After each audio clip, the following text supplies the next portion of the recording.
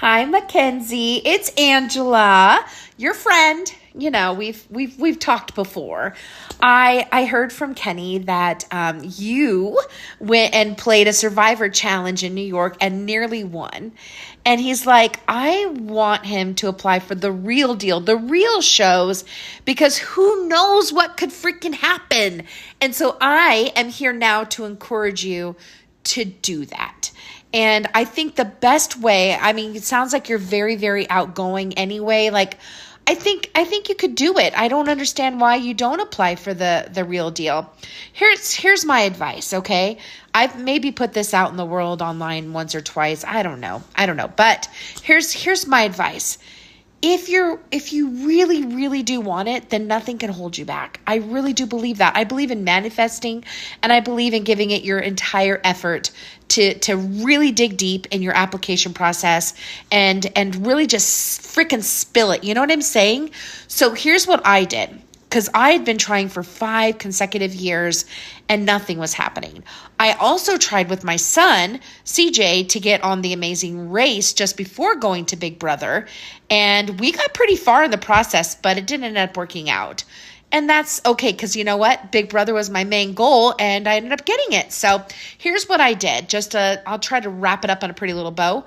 But I really felt like I was thinking, like, casting is going to get hundreds of thousands of freaking emails. And it's always going to be the same shit, like the same emails that are just like so generic. And I was like, I really want to stand out right from the get-go, that they're going to want to open this email, right? So I went with like one badass Nana at Yahoo, blah, blah, blah, right? Something that's going to be like eye-catchy, like, oh, I got to know who this lady is or whatever.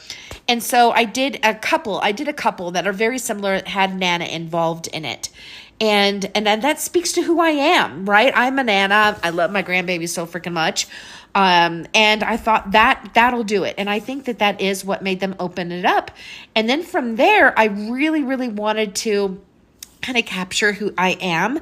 And so, I mean, how many times, like, if ever, does somebody ever say, who is Mackenzie, right? Who is Kenny?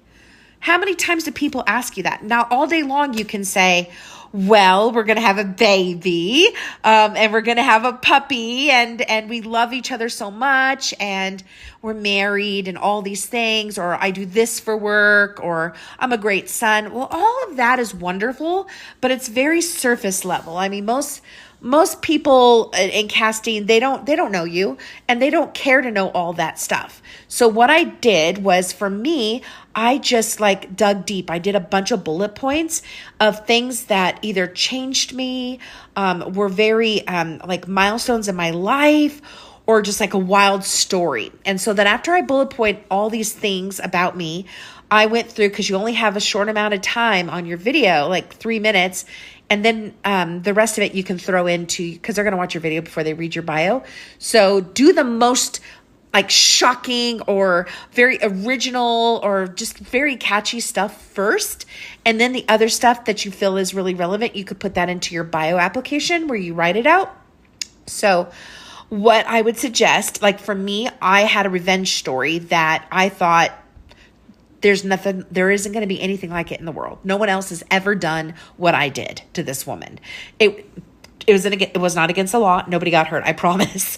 But I waited 6 years for this revenge because I didn't want her to know it was me. And it was so planned so beautifully between my husband and I. He is my shotgun rider after all. I'm the driver. And we did it so wonderful. It just was so freaking good. And so I gave them that story, but I didn't give all of it. I left them on a cliffhanger. Like they needed to know the rest. I needed them to call me. So I didn't give them it all. And then I gave them a few other details and things like that of just like, I'm a daredevil. I'm a rule breaker in so many ways. I wear my heart on my sleeve and give examples of those things. The biggest examples. Okay. So that's, I think, the secret sauce to really capture the casting, people to really just, know who you are and that you're different. You're not going to be like anyone else they've ever seen. And to be honest with you, I don't think there's ever been anybody like an Angela on Big Brother, ever.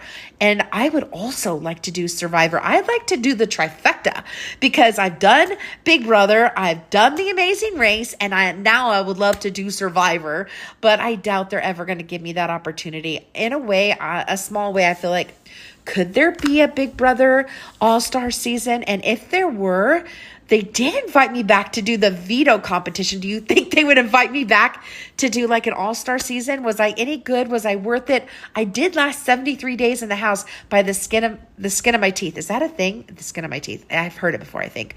But seriously, I did. For this old broad, I woke up every day not really wanting to get out of that freaking bed and deal with all these 20-something-year-olds, and except for Leah.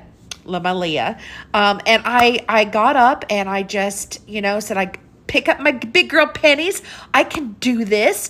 I'm fearless. I've come this far. I want to win this damn thing. And going out double eviction night with my girl Leah, though, I have to say is pretty iconic, but would have loved to have won it.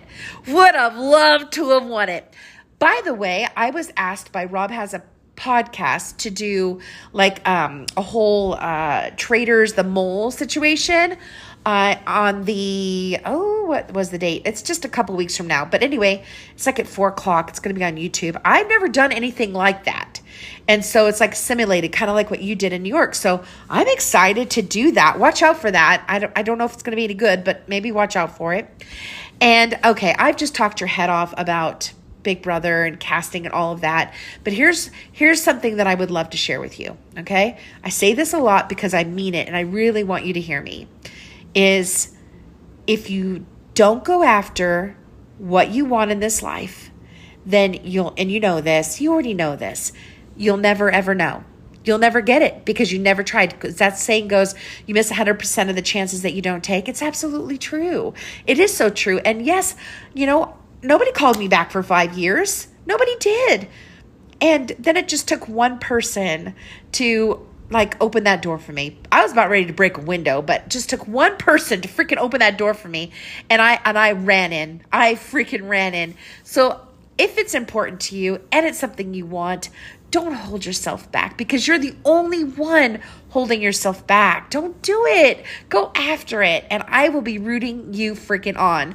I know we've met before because of the Christmas video and everything. And I do remember. So thank you. Thank you both for your support, your love. And I am with you in spirit, especially when this beautiful baby comes into the world and you get to hold that precious little soul for the first time. I'm Auntie Angela, by the way. Okay, I want pictures. Send them to me in a DM through Instagram if you would please. I would love to see it. All three of you together, and all four. The puppy. Throw the puppy in there. What kind of puppy are you gonna get? I have 2 Frenchies. We used to have an English Bulldog, 2 Mastiffs, and a Great Dane, and they all lived past 13. All of them, and then I ended up getting little ones because I was the one picking up the monstrous waste, and it was awful. I love them all, but it was a lot for this girl, a lot. But yeah, dogs are amazing. And it's awesome that the dog is going to know the baby and all that, to before the baby comes home, let the dog smell the blanket, all that stuff. And it'll be wonderful. They'll grow up together. So that's super cute.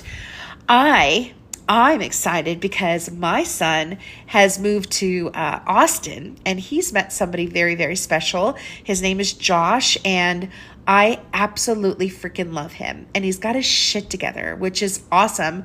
And I just feel like CJ wants to be a better man because of Josh. And that makes this mama happy because CJ was going after these crap jobs that weren't going to go anywhere. He wasn't using his degree, wasn't doing anything really, with career oriented. He was just kind of getting by. And I mean, that's okay because he's only 25. Oh, is he 26 almost now? Oh God, I'm so bad with my 4 kids. But I'm such a proud mother, and I'm so excited about Josh and CJ's relationship. He was literally just not good here in Utah. He's shiny now in Austin, and I went to go visit, got to meet Josh and all that, but I'm going on way too much about my personal life. But I'm just so glad you two have each other, and now my son's got somebody. So I'm just really happy. And don't forget, I am Auntie Angie, and I do want to see pictures of you guys. So please, please, please, I'll be looking out for it. Send it to me. DM me, okay? DM me soon. Doesn't even have to be the picture of the baby, just of you two, so that I can see who I'm talking to, because I feel like we're family, we're friends, we're honorary family. All right, much love to you both.